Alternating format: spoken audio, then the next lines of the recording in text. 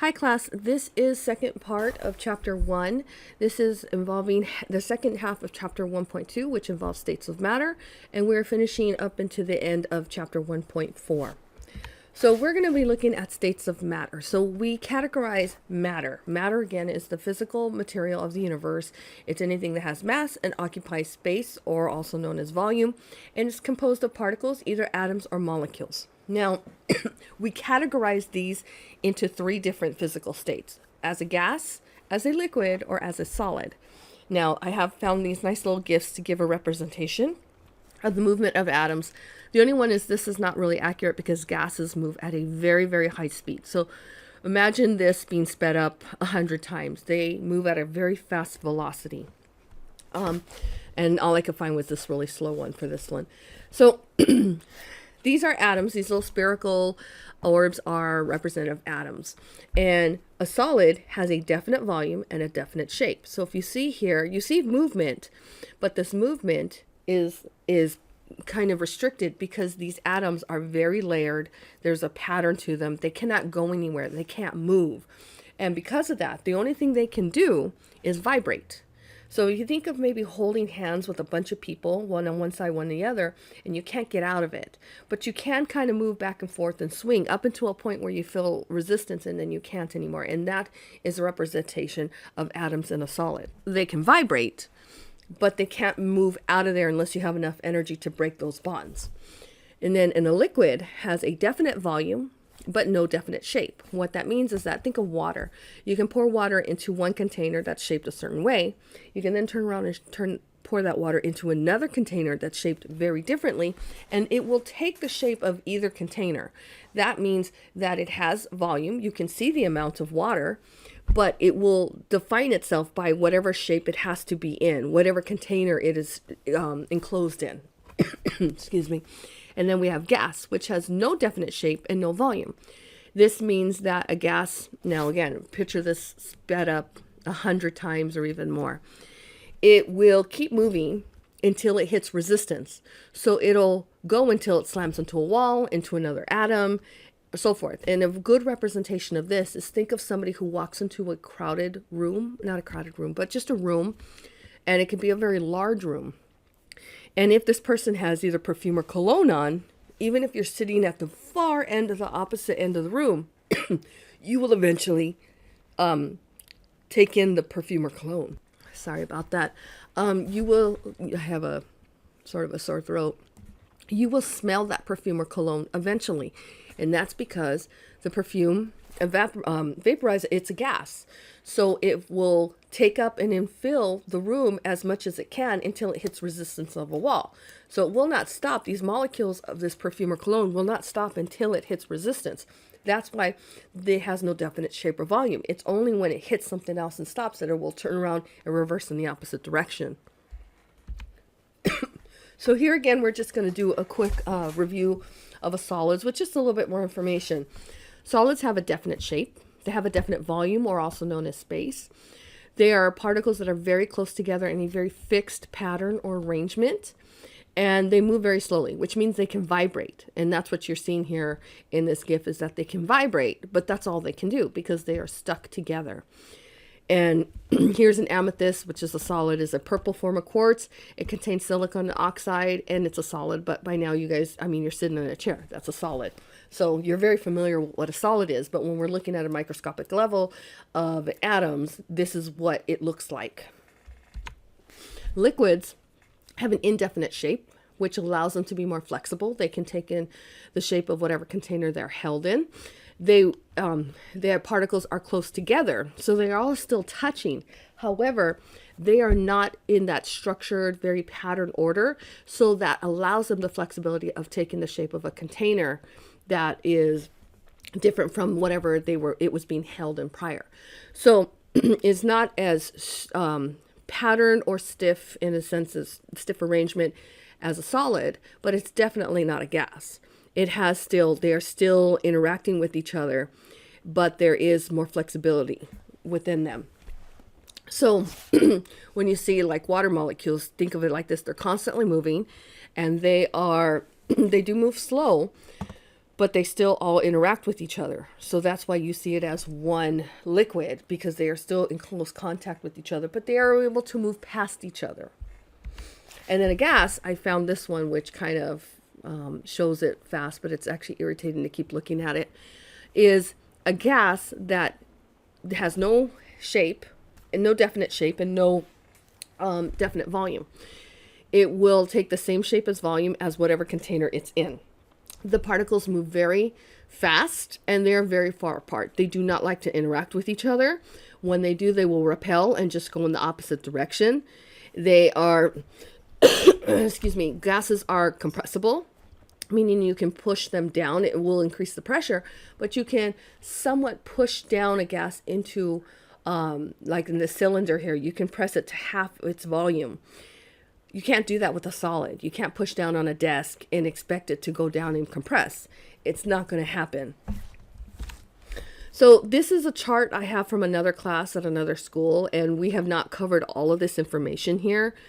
It will come back up later in another chapter, but the sooner you start understanding some of these things now, then it's not all of a surprise. It's not a surprise the minute you see it. So I'm just trying to get you guys familiar with some of this stuff. There's a lot of information in chemistry, and the more that I can kind of put some of this out here, even though it's not something we have completely covered in this chapter, it's something that's going to come up. So the more, like I said, if I can kind of get it in your brain now, then it makes it a little easier, hopefully, when it does come up in that chapter. But I do have solid, liquid, and gas, and the shape and the volume, and then the arrangement of particles. Again, interaction is not something that we've covered right now, but it would make sense that the interaction between particles for a solid are very strong. That's what keeps a desk together. Liquid is also strong, and gas, they don't really even want to mix with each other. Okay, so here's some examples of sort of to help you understand. Again, I do not have access to the homework at the time that I am recording these presentations. So I've taken examples from other classes that I have done that are the same level as this class. So hopefully these match up. And if they don't, I really don't see how they wouldn't, because even if they don't match up ideally, as long as you get the understanding of what's being covered here, you should be able to transfer it to the homework in this chapter. I won't, again, get to look at the chapter homework until right before class starts. So I'm working blindly on some of this stuff. So I don't like that, because I can usually look at the homework and try to cater some of the examples to some of the more difficult problems or easier problems to help you understand. And I don't have that option right now, unfortunately. Okay, so I'm just going to jump ahead to the answers and then cover them slowly. So it has definite volume, but it takes the shape of the container. That's a liquid. A liquid has volume. If you pour water into one container, you can see the volume rise to a certain amount. Excuse me. You can pour that same water into another container. You'll see that volume. It's the same volume, but it will take the shape of that container. The particles are moving rapidly. Again, this may not necessarily apply for this section, but that will come up. So just putting it out there, it's a gas. Gases move very, very quickly, and that's because they do not want to interact with each other. So there's no where, think of a solid, there's a lot of hand holding where you can't move, and liquids are kind of still touching shoulder to shoulder maybe. Gases are like, get away from me. Its particles fill the entire volume of a container. That's a gas. Think of a perfume or cologne. When somebody walks in, it takes a little bit of time, but you can smell it. And that's because those gas particles will keep going until they hit something that will stop them. Its particles have fixed arrangement. That's a solid. Its particles are close together, but moving randomly. And that's a liquid, where they're still attached, but there's flexibility for them to move.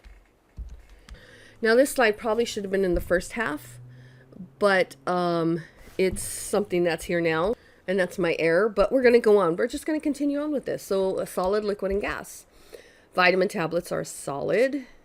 Eye drops, actually, no, this applies in this section. For some reason, I was thinking ahead. Eye drops are a liquid. Vegetable oil is a liquid. A candle is a solid. Notice it doesn't say a burning candle. It just says candle. But for instance, if you got something like that, that would be good to question, because if you don't feel that it's clear, always ask before answering. Don't wait till after answering a question.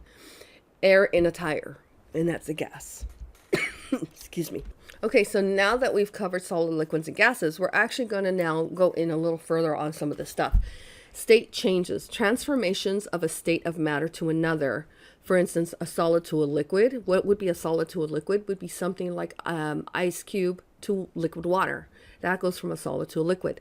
It is still water, but it is now in a different physical state.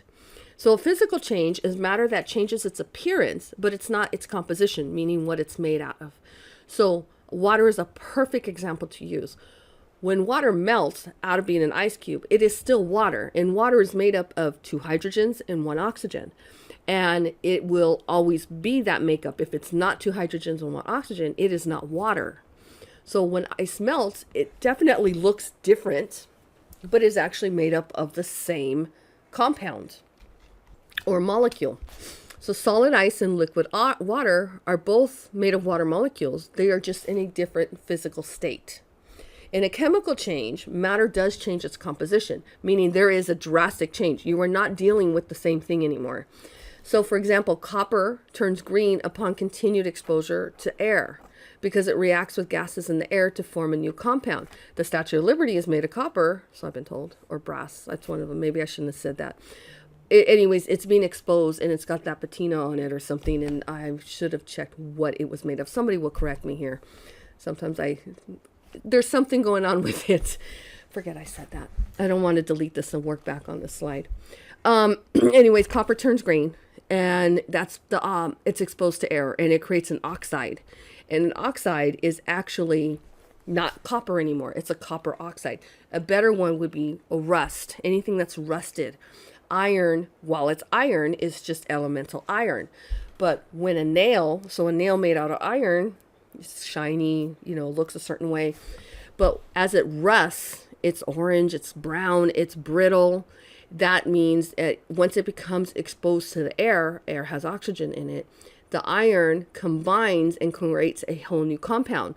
So when something gets rust, it's no longer just iron, it's an iron oxide, and it's brittle, it's actually going away.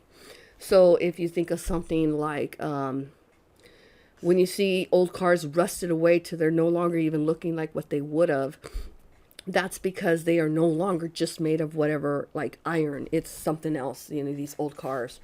This is a chemical change. That is different from a physical change. There's a very simplistic way to understand a physical change to a chemical change.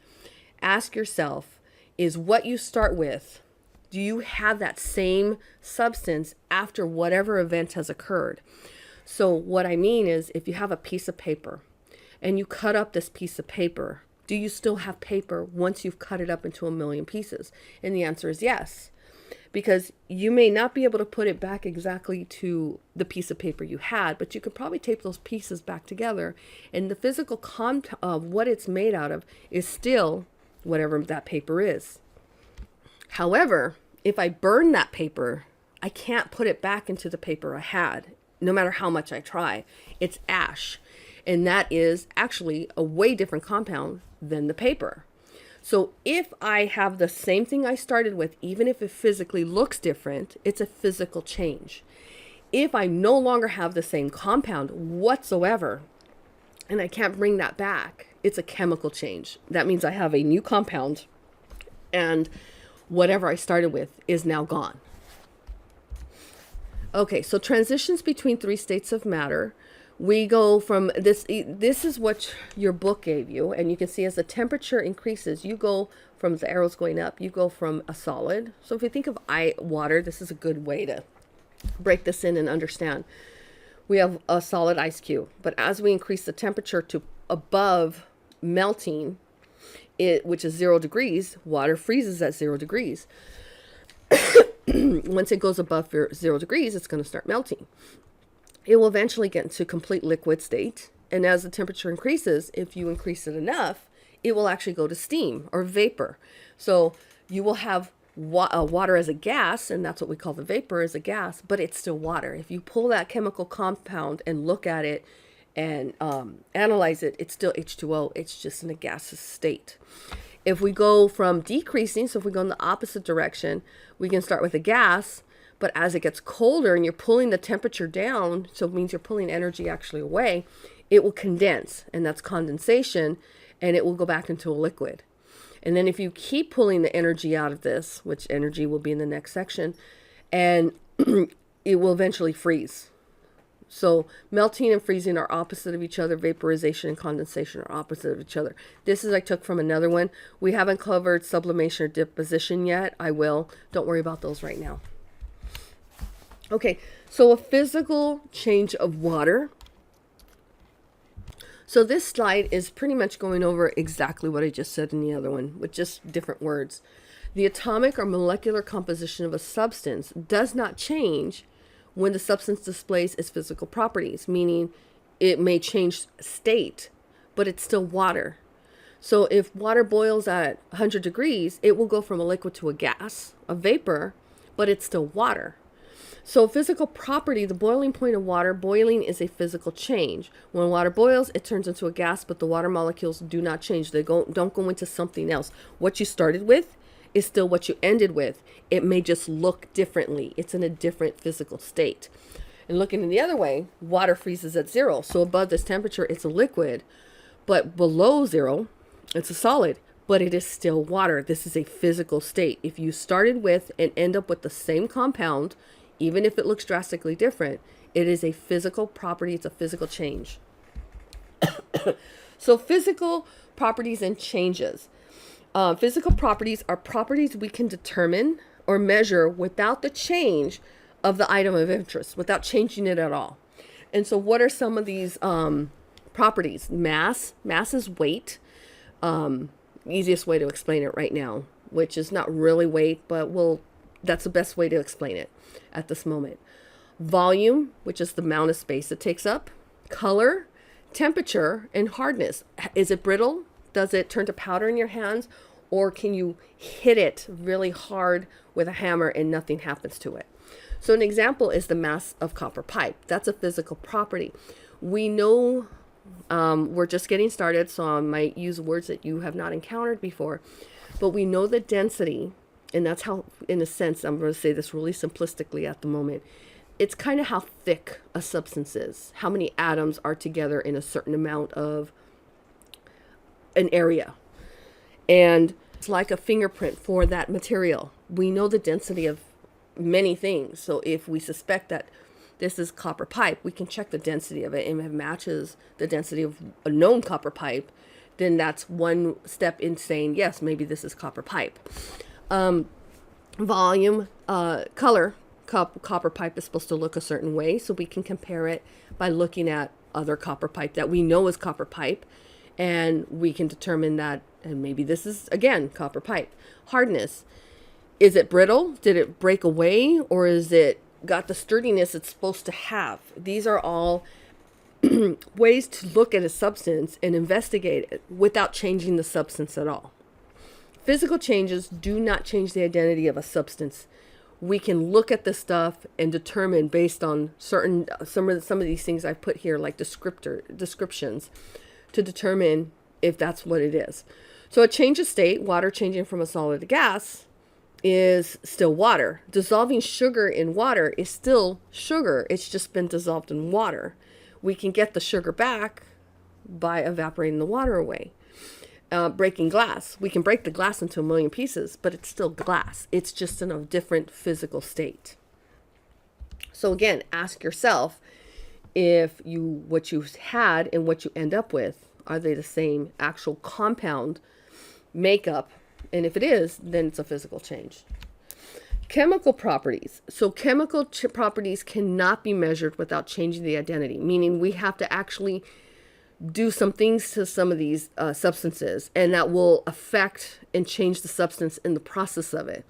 One of these is flammability. If we want to test if something's flammable, we have to burn it. And by burning it, you change it, most of these things, or it doesn't change. But if it is flammable, then you're going to burn it, and what you end up with is no longer what the substance you started with. And you cannot know that unless you actually test the flammability. So if we want to determine something's flammable, we have to burn it. If it burns, then the original substance is gone. It's had to go through a change. You have now a new substance from what you started with. That is related to chemical. So when a substance changes into something different, it's gone a chemical change. We also call these chemical reactions, meaning something's reacted, you now have a different end result. So we change the identity of the substance. That is a chemical change. For instance, an example would be elements that combine to form compounds, and a change that forms new compounds. So what do I mean by that? Well, if we look at these pictures here, most of the time when a chemical change occurs, elements combine to form a compound. So if we look at this one here, we have elemental zinc and we have elemental sulfur. But when heated together, they form zinc sulfide. And I will again cover the naming. You will learn the naming and how to say these things. But this is zinc sulfide. What you started with is zinc and sulfur. They have their own properties that go with these specific elements. But when you combine something, even though you see this gray ball and you see this yellow ball, you think, okay, well, they're still the same. They absolutely are not. This new compound has its own properties and behaviors that are completely different than zinc and sulfide. They are just made up of zinc and sulfide. A way to explain this is that I have a child. I want my child to have my interests. He does not. He has his own interests. He has my DNA makeup, but he definitely has his own interests. And my common belief is if I like something, he definitely does not like it. And that's how it goes. So that's a way to see this, is that this has its own properties and behaviors. This has its own properties and behaviors, but this has its own properties and behaviors, and they are different than what these beginning compounds are. And then if we look at this one, and these are chemical reactions, you guys are going to learn how to do this. Here we have methane gas. So when you turn on a stove, what you don't realize is that's a chemical reaction occurring, because methane gas by itself is just a gas. But in the presence of oxygen and something to ignite it, it actually gives off this, it's giving off energy here. And so, excuse me, I've got to clear my throat. So let me take a step back. This one applies to elements combined to form new compounds. This one is a change that forms new compounds. So when I look at this one, what I mean is this blue flame from the stove is a result of a gas. Methane in the presence of oxygen gives off this blue gas. This produces two new compounds from this. So here's the methane gas, here's oxygen. Well, what this ends up producing is carbon dioxide and water. You don't see the water vapor, but the water exists, and CO2 is also being generated when this is going off. You don't see these with the naked eye, but they're there. So that's what a change that forms new compounds. So what you started with is not what you ended up with. You see a whole new compounds. Another one that's not listed here is water. Water is made up of hydrogen and it's made up of oxygen. Hydrogen gas plus oxygen gas both can be very explosive, but when they come together, they make H2O, which is water.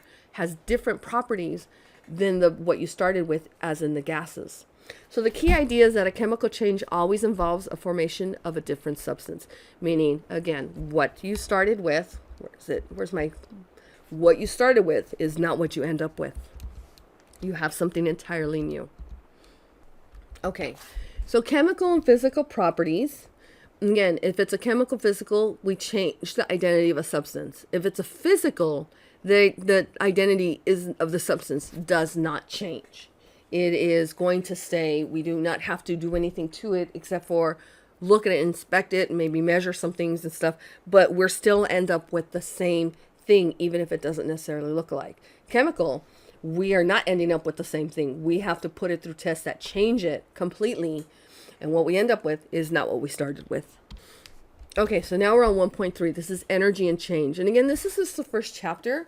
So I might say a few things that may not make sense, and I apologize if I do that, because when teaching this level in chemistry at another school, everybody has their own different publishers, and they all have their own books, and everybody starts differently. At Chafee, they jump into energy and change right away, and I'm not used to that. So I'm trying to adjust, and I'm trying not to say and use things that do not apply to this chapter, but also not seeing the homework makes it a little difficult. So energy is the ability to do work. You need energy to do anything. You need energy to get out of bed. You need energy to put your shoes on and brush your teeth. In this way, we're going to look at energy, but out of energy, two different types of energy. So energy is made up for this section out of two different types. Potential energy, energy that is stored, and it's also known as energy due to location, and I'll explain what that means, or the energy of motion. So if you look at this rock is interesting because of how it is situated. And that's what I'm going to talk about in a few slides. I just realized I'm jumping ahead. Okay, so energy that is stored or due to location is potential energy. Kinetic energy is energy of motion. You're moving. That's a very simple way to understand kinetic energy. You're moving. Heat energy, and there's different types of energy. There's more than what we're covering here. Heat energy is a type of kinetic energy. It involves the kinetic energy of the particles within a substance. So, for instance, if you look at the stove is hot. And what this stovetop is made out of is certain type of substance. And these are the atoms for that substance. So if the stove is hot, the particles on that hot surface vibrate. You cannot see this with the naked eye. So you don't see that these particles are vibrating really, really quickly because of the stove being hot. In comparison, if you look at one of these, you would see that the particles, they're not really moving. They're moving a little bit, but nothing at all. Where does the heat come from? Well, the heat comes from the vibration. The more that these atoms are vibrating, the more they're giving off heat. And that's what's happening, is that you keep heating it, they vibrate, and that vibration, think of it as like friction. If you've ever, slid across something, I ran from my brother one time and slid across the couch and like burned my skin on the couch. It's the friction. And that's giving off the heat on this. So on a microscopic level, you don't see that that's happening, but it just looks still, just looks like nothing's going on. But really, there is a lot going on the microscopic scale where we cannot see with our eyes, that these atoms are really, really vibrating, and they're giving off, the more energy is put into them, it's making them dance in a sense, if you want to look at it that way. And that vibration is causing the heat. So physical and chemical changes involve energy. Everything needs energy. You need energy in order to move. Well, that's the same thing that's going on here. So we need energy, and a guy going down a hill, he's moving from something that has higher energy to lower energy. And you'll know that because if he's at the top, he's going to go down very quickly. There's a lot of energy. There's a lot of momentum to get him down. When he gets to the bottom, eventually he's going to stop. But what if you're going up a hill? You need to put energy in to go from the lower energy to the higher energy. And that's what we're looking at. Energy is just not one way. Energy can either be going in or being taken out. So now let's look at this rock. So we look at substances. Now, the main thing in chemistry overall, and I say this over and over again, chemistry has always been about stability. And what's not stable is how we get energy. If it's stable, it doesn't want to move. It's fine. It's good. It doesn't want to react. So substances can be described as either high energy, which means unstable, or stable. And if something has high energy, which is not stable, it's going to bring about a change. And that's something's going to happen because it's unstable. On the other hand, if something's stable, it doesn't have high energy, it has very low energy, and it's less likely to react with anything. It wants to be left alone. And chemistry is all about lowest stability, lowest energy. Everything will always try to get to the lowest energy, to be the most stable. And that's where the instability comes from. It will try to lose that energy to get to the lowest state, which is stable. So if we look at this rock formation, time and erosion carved away the soil beneath the rocks. So eventually, if that keeps happening, those rocks are either going to fall over, that rock's going to collapse. You don't definitely want to be near that. This is kinetic energy. That energy that's stored there can do some damage. And when I say by energy due to position, that's due to position. Water behind a dam contains a lot of stored energy, which will change to kinetic energy once there's movement. So this rocks will fall, but while they're just not moving, Due to how dangerous this looks, that's stored energy. Once it moves, it goes to kinetic energy. So the energies are related to each other. One will change to one and it'll change to the other, depending on what's going on. Once the energy is released, that rock formation is going to be stable and nothing probably more is going to happen to it because the rocks are not going to be like that anymore. Will be in their lowest state. Chemical changes. So potential energy is also another easy way to bring up potential energy is we eat. When we eat, we're actually eating for what? To gain energy. And we have potential energy by the food we eat. We will eventually use that potential, that stored energy up. And that will move it to kinetic energy. But while we're, storing it, it is potential energy. Another one here is chemical substances. So TNT, which is trinitrotoluene, has a relatively high potential energy. It's a very unstable compound. And when it undergoes a rapid chemical change, so we need something to cause this rapid chemical change to happen. Once it does, it's very explosive. It gives off a lot of energy in order to get to its lowest state in the new, what we call product. We start out with reactants and we end up with products. So what we start out with is TNT. But once that TNT explodes, we now have something else that has been produced after that has happened. And this is a nice little scale to show this. As energy increases up, we have it right here. As enough time goes by and we set this, you see how high the energy is. But once the explosion happens, it releases all that energy. And then whatever has been formed because of that is very low and very stable. And this is not going to react with anything once that's done. That's because TNT is extremely unstable and it will try its best to lose that energy to get to the new products, to get to a lower energy, more stable phase. Here's also other things regarding potential energy. A roller coaster. Remember I said due to location, if it's at the top of the hill, you see the potential energy at its highest. Once it goes down, you will see that it is now kinetic energy. And then you see this going back and forth. That's because when one goes up, the other one goes down. Due to its position, it's at its highest at the very top. That's because potential energy, due to its position, has very high amount of potential energy. But right here, it goes to kinetic. And then it goes up to potential. Then it goes down again. Due to position, the stored energy will change to kinetic and vice versa. And we also here look at a coiled spring. While this is back, it will, it has a lot of potential energy. There's a lot of potential energy here because of the fact that if this is released, it's going to give off that energy. But once it's released, it's very stable. It's not going to do anything anymore. It's in its lowest energy state. And the same can be said for this compound over here. So over here we have ethylene oxide, and it is in this triangle, which I'll tell you right now is extremely unstable. This does not want to stay this way. There's a lot of constraint on these angles, and it's barely holding itself together. So once it comes into contact with water, it breaks open immediately. And when it does, it releases all this energy and it forms with water to form a more stable product. So very similar to TNT, it's up here, it releases the energy, and now the new product with this combined with water is down here. It's very stable, it's given off, it's not going to react anymore. So these are potential energy compounds or substances to give you an idea about stored energy. And some of it has to do with location, some of it has to do with maybe food and chemical compounds.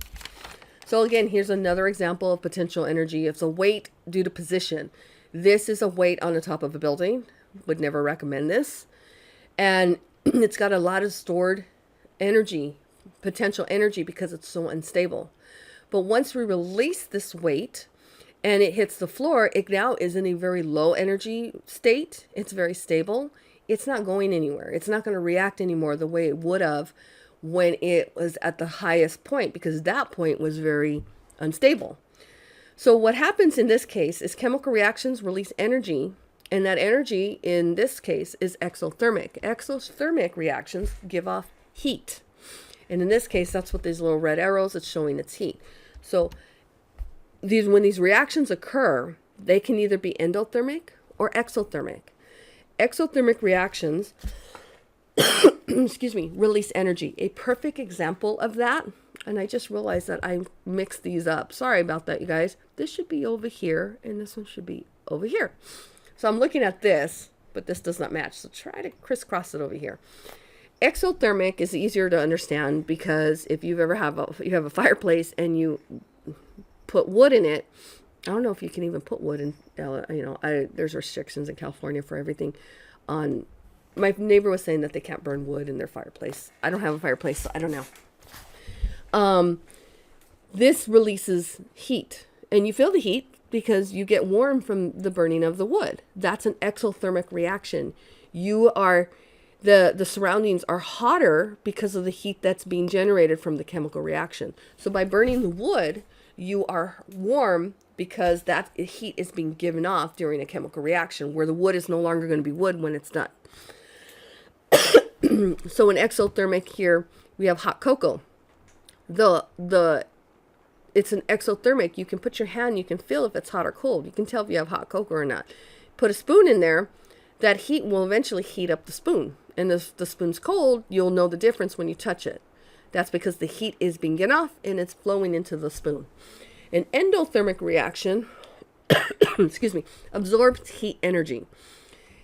Now, if you notice here, these arrows are going out, the surroundings are hotter. The endothermic reaction is cooler than the surroundings. A perfect example is an ice cube melting to liquid.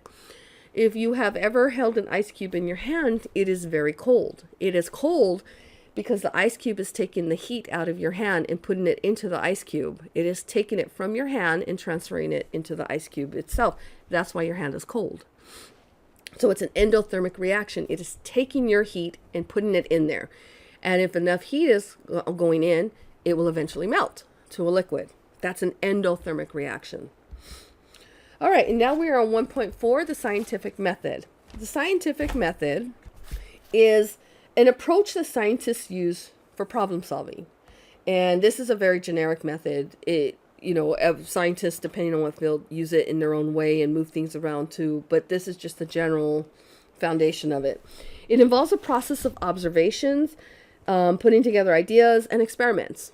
So a hypothesis is based on an observation, an explanation to what you observed that you want to test, but it has not been tested. So think of this as more like as a loosely based educated guess. You haven't done anything with it, but you notice something happening and you'd like to test it, but you haven't tested it yet, but you think you know what's going on here. So in this case, think of, and it's going to come up in some new slides. You plant a plant and you use a certain fertilizer or dirt, and you notice the plant forms very well, grows very well. You want to test if maybe it's the fertilizer or the dirt. That would be an idea. You would then now devise a bunch of experiments based on proving if it's the fertilizer or the dirt that's helping this plant. So the hypothesis is then tested in the experiments.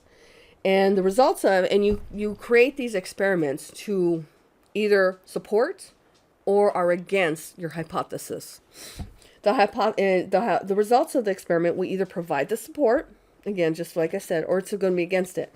Now, the results will lead to a review or an adjustment or refinement or completely discarding your hypothesis or starting over or have a new hypothesis. This is where science changes and people don't understand. When we first learn of something, that information is out there. But as you start learning more about a certain subject, information gets refined, gets adjusted, may completely go against what was commonly believed, and it changes and it flows as more information is known about a certain subject. So when people are like, well, why is it changing to this? Because the more information we have on something, the more that we change and adjust to what the experiments and the evidence supports. A strong example would be women smoked in the 60s while pregnant. There's a famous picture of Jackie Kennedy, smoking pregnant. And that was very common in the 60s because nobody said that you couldn't. As experiments showed that smoking was bad while you smoke, that formed a new idea that was completely opposite than what was out there. And now it is always put out there, don't smoke while you're pregnant. It can cause problems. Things change as we get more information on stuff. And sometimes it's a little hard for people to understand, but that is what's happening. As you have more evidence to back up whatever people are studying, it changes because of that evidence. So that's why I say things will get renewed. You'll change your hypothesis. You'll change your experiments. You'll change everything to try to prove again. Because what you do is once you prove these or don't prove them, you will, put this out there and people will repeat your experiments or adjust them and try to prove or disprove what you have studied. So then when we get to this point, let's say that we did these experiments and the evidence shows that, yes, this fertilizer or something is doing different than what anything else did. That is now an idea supported by experimental evidence. I know I'm going to not say this word right. A paradigm, I don't know, and I apologize, is also a way of thinking about a topic. So that your book refers to it in two different ways. Idea supported by experimental evidence, or a paradigm, a way of thinking about a topic. Now, if the experimental evidence supported this, it's now a theory. And people can now, you'll publish your work and people will challenge and test and want to see if they can come up with the same results. And a theory is an idea supported by experimental evidence. A theory for scientists is not the same as what's commonly known out in the regular world. A theory for some can be used kind of sarcastically and stuff.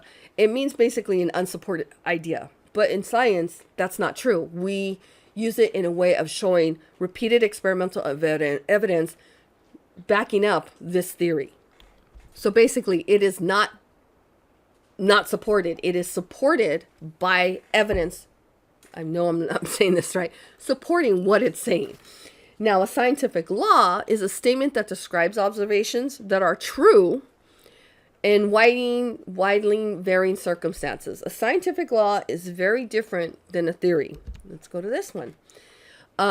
Here, I left this up here. So, in fact, theories and laws are two different. Why? Because scientific laws provide a concise description of behavior. Concise, very short, not descriptive, very straight to the point. It tells what's happening. A theory explains how or why it's happening. Theories tell you why or how. The laws are what. So an example would be in your book is a law of gravity. The law describes the observations that occur. So scientists can use these laws of gravity to mathematically, for instance, to calibrate the trajectory of a rocket. However, this law doesn't predict what will. The law will predict what will happen, but it doesn't explain why it happens, and that's the difference with them. So a scientific law doesn't explain why something happens. It's just that it does happen, and it usually describes a mathematical relationship, which means a formula that you'd have to plug in and so forth. So again, theories and laws are very different from each other. One explains the why and how, the other explains what. Here are some slides I pulled from another class to give you guys a better idea. So this is where my fertilizer comes in. I'm a visual, so I like things that let me see what's going on. So when you make an observation and then you start to question it, that's where the hypothesis comes in. You devise experiments, which kind of skipped here, and the results. So this should be experiments results. And thereby you end up with a conclusion or a theory basing, did the hypothesis, was it proved correct or was it not proven correct? Here is just more elaborate, more expanded definitions of these things. Again, not seeing the homework. I probably have given you guys more information, or hopefully not, but I want to give as much as I can because I don't know what's in the homework. So I'm doing my best to give you what I think would be covered in the homework. Observation, first step of the method. You observe something that may interest you. Then you start questioning it, questioning what you observed. Then you formulate a question around that observation, which then becomes a hypothesis. You design experiments to either agree with your hypothesis or completely reject your hypothesis. And you look at your results, and through results, which is a report, graphs, charts, etc., you either then can go forward with the theory, or you have to start again and repeat, improve, and so forth. So here are some examples that we can go through. So these are for another class, and that class is a chemistry class, but it's more related to students going into the medical field, nursing and so forth. But I still think this is a good idea to look at these, and you can understand what is happening here by breaking these down. So let's take a look at the first one. During an assessment in an emergency room, a nurse writes that a patient has a resting pulse of 30 beats per minute. So what would that be? Would that be an observation, a hypothesis, an experiment, or a theory? That's an observation. This person's noting that this patient has 30 beats per minute. That's an observation that the nurse took. Okay, the next one. Repeated studies show that lowering sodium in a diet leads to a decrease in blood. So the key word here is repeated studies. So if it's a repeated study, it's a theory. It has evidence to back this up until they get new evidence that may go against this. And the last one, a nurse thinks that an incision from a recent surgery that is red and swollen is infected. What would that be? That is a hypothesis, not just an observation, but kind of like a cause and effect.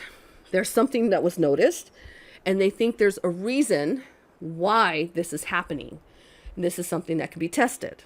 So this is, the first one was an observation, which is just noticing something happen. The C is a cause and effect. Okay, this is happening because of this. And here is a graph from one of my other classes, a chart of steps, starting point, and what happens.